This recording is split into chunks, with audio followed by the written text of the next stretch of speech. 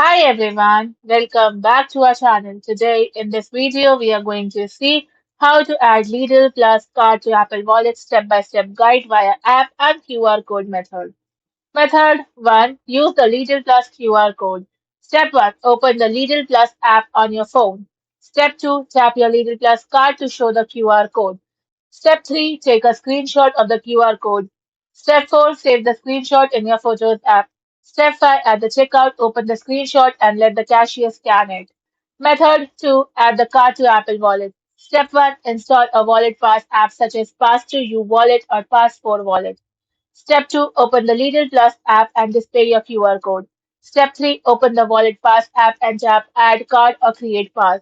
Step 4. Scan the Lidl Plus QR code. Step 5. Enter a card name such as Lidl Plus.